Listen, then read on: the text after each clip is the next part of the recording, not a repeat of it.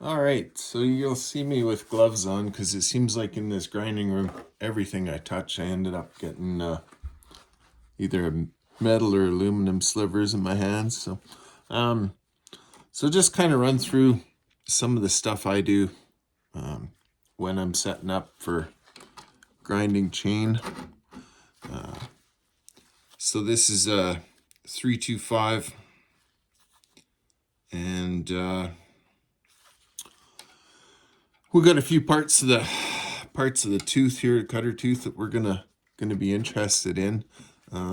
This came off that old 029 that was all scuffed up on the drivers from running that old real rough spur sprocket. So all these ones are all got big burrs on the front of them, and I'm not going to end up actually sharpening this chain, but use it for a demo here anyways, I guess. So with these, I actually prefer to have my gullet filed down quite a bit lower.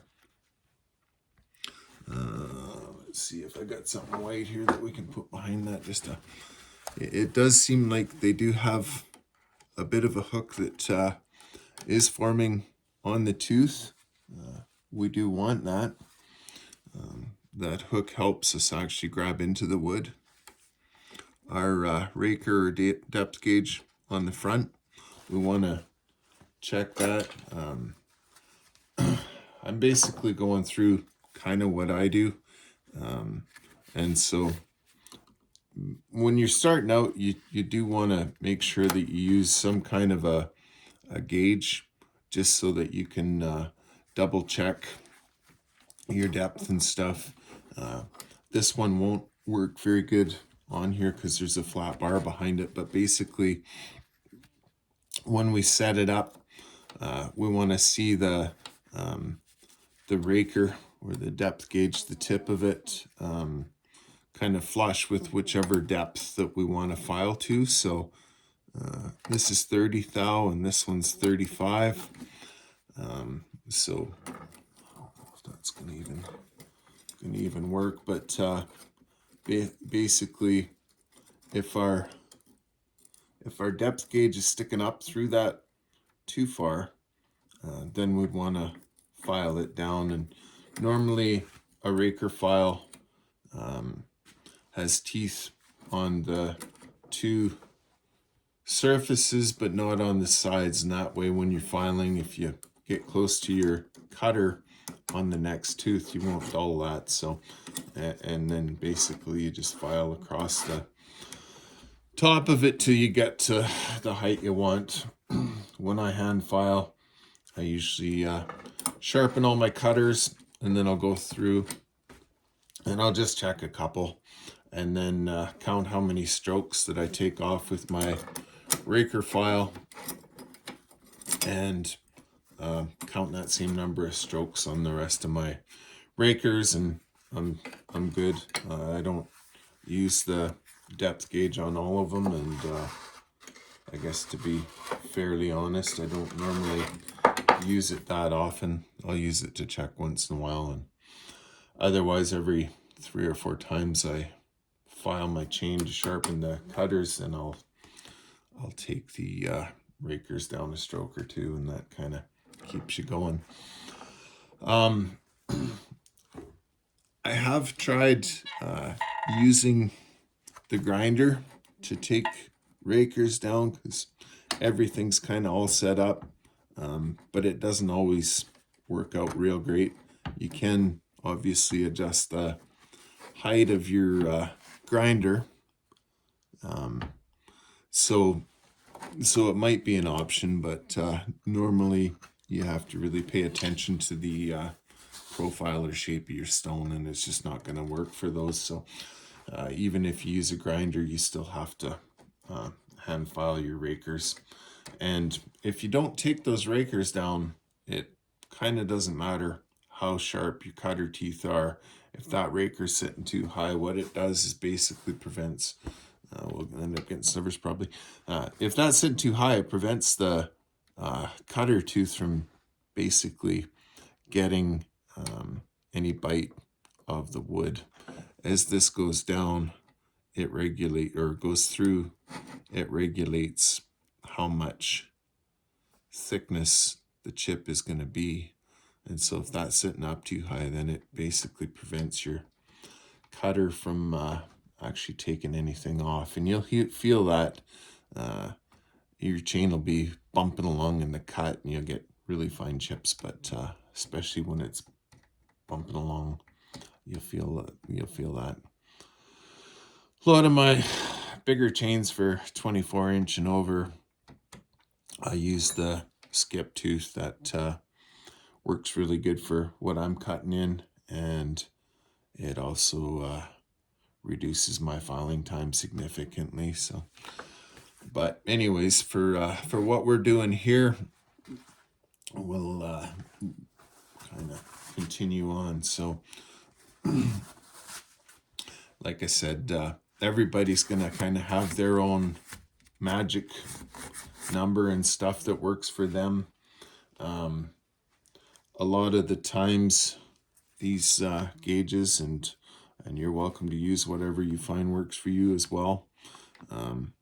They'll be at different angles, but somewhere normally between 25 and 30 and 35 degrees on here, which is the angle that your grinder is going to come down over the tooth at, is going to be what you want. And so with these grinders, obviously, it should be pretty evident that you're going to end up putting the grinder to align with the teeth that are all facing one direction. And then, so you do all these ones on this side, and then you're going to switch it the other way and go to the ones that are remaining on the face the opposite way. Now this isn't lined up right now because this is on basically it's straight up and down right now, so I'm just going to sneak around the side of the camera here and probably bump it on you. But anyways, so right now the gauge at the back probably was showing like 90, and you might end up wanting somewhere around 70 or something like that for the angle that this comes down to meet the cutter. I'm just going to advance this here so that we can end up in the right spot. Okay, so something like that. And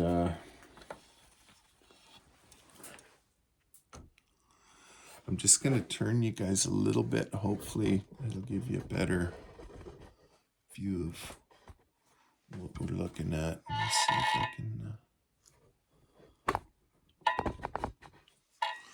Okay, so we basically wanted to continue that same kind of profile, only what I'm going to end up doing is probably going a hair lower on these because I do want to remove that gullet. So I'll just make sure that we get down to the plates or side straps on here, but we don't go into them too deeply. So this other knob on the side there that I'm turning, that elevates our elevation, and basically prevents the grinder stone from coming down too far onto the actual chain. So I could go to about that height. Now there's a lot of different opinions as well on approaching this, kind of like how you hand file, only a lot of the times people are going the opposite. So with these ones here, normally you'd work them across that way, but a lot of these grinders, you might want to pull your burrs through the tooth actually to prevent it from all accumulating on the outside of the cutter. I don't know if that makes sense here, but if we were running the grinder through and pulling all that stuff out, you might end up with some fairly big burrs on the outside. I found most of the time they break off the first cut you make with it anyways, but if you're fussy, then you can run your grinder the opposite direction. If yours is like mine is, then you've got a switch on the top. I'm just going to freehand you again here, so you can either have it grinding toward you or away, depending on which way you move the switch. I'll just let that stop, so we can go that way, and that should be bringing it toward us, and you'll see the sparks now. And one of the things, so we need to lock this in so that it can't move. And then if I go at 30, I might have to back this up just a little bit so that it does meet my tooth where I want it to. I don't want to take too much off, but I want to make sure that I give it basically new metal. Okay, so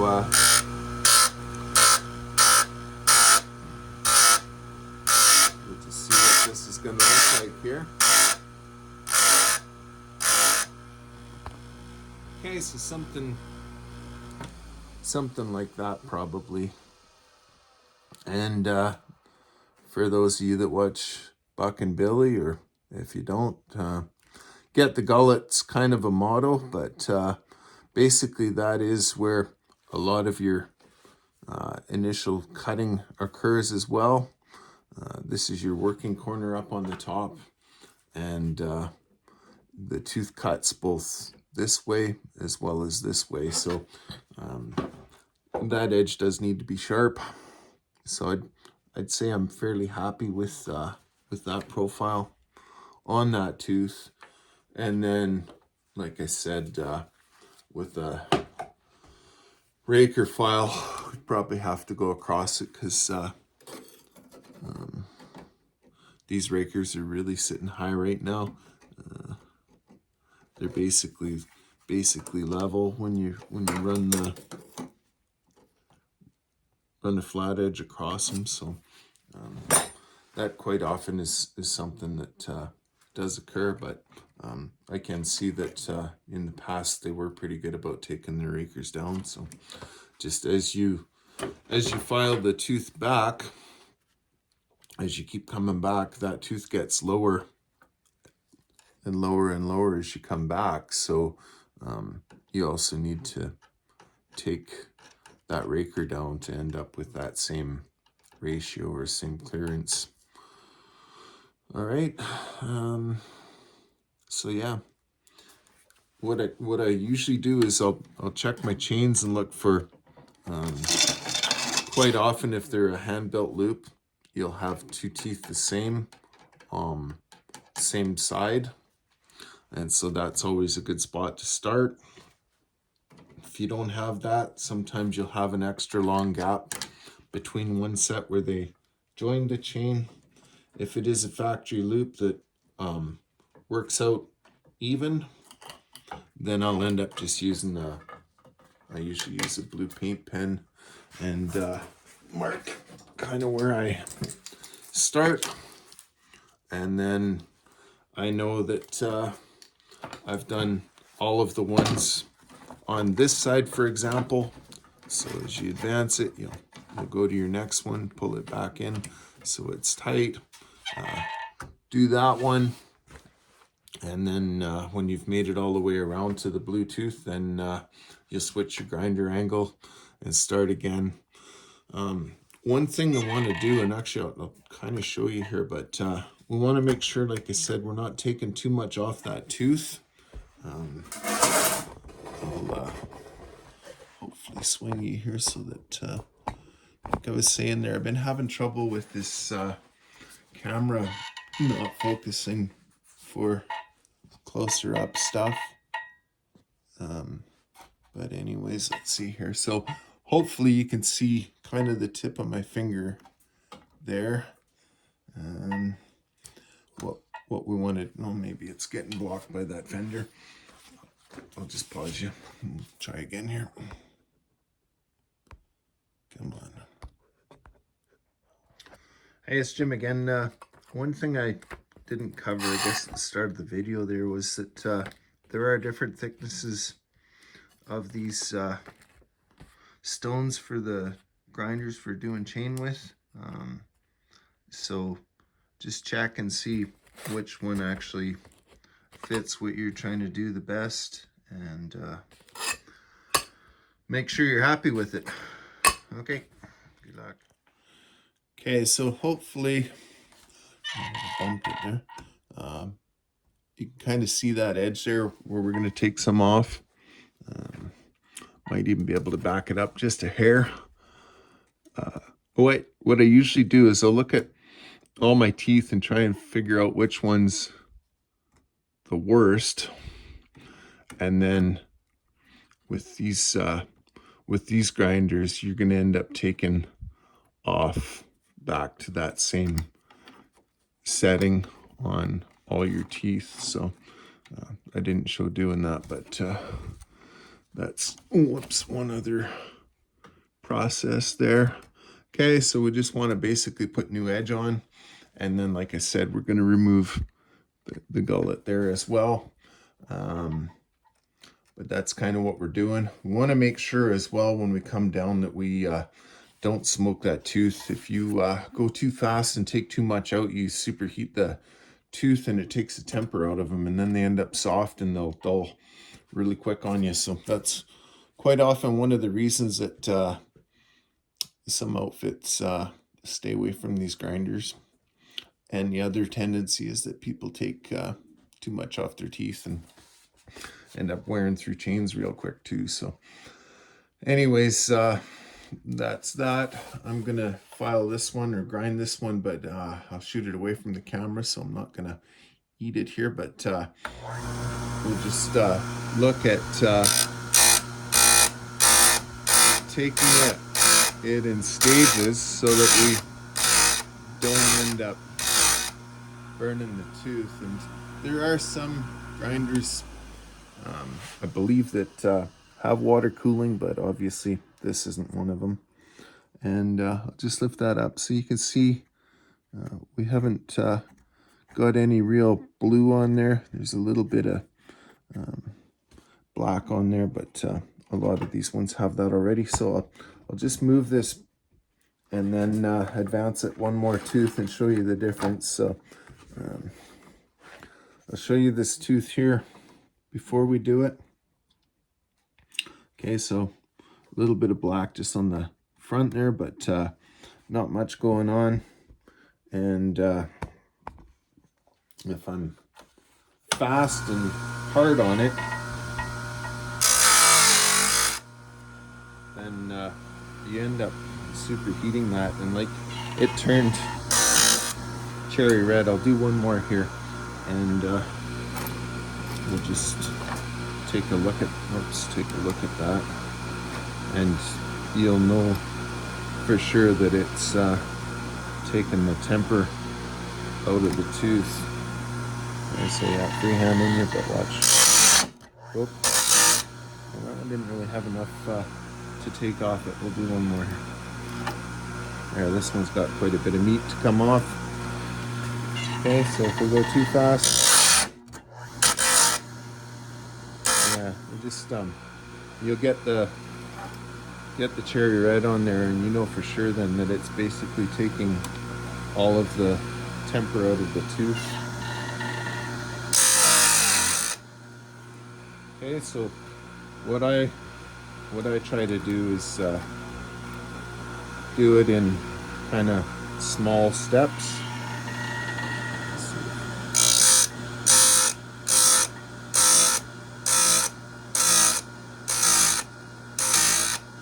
Okay, so it might take you a little bit longer, but to me the important part is not taking the temper out of the tooth, or else you're defeating yourself, because you're not going to keep an edge on that chain ever after doing that. So it does take a little more time, but that's pretty important. So I was talking raker files. So there's a raker file. There's no teeth on the edge. I brought a axe file in just in case it wasn't gonna show up good enough, but I think this does. So anyways, after you're done, then usually I end up doing my rakers when the chain's back on the saw, because the depth gauge I have works over the bar and not just on this thing. But anyway, then you're gonna do your rakers. So I find the majority of the time you'll take the one on the, let's just see here, one on the outside, and gonna end up going across it and away, and then the ones that are the other direction, going that way, I'll usually round the front of it with the last stroke or so, just to make sure it's not just a big blunt edge there. And that's pretty much it. So hopefully you found that interesting or helpful or something. If you're still there, thanks for sticking around. All right, take care.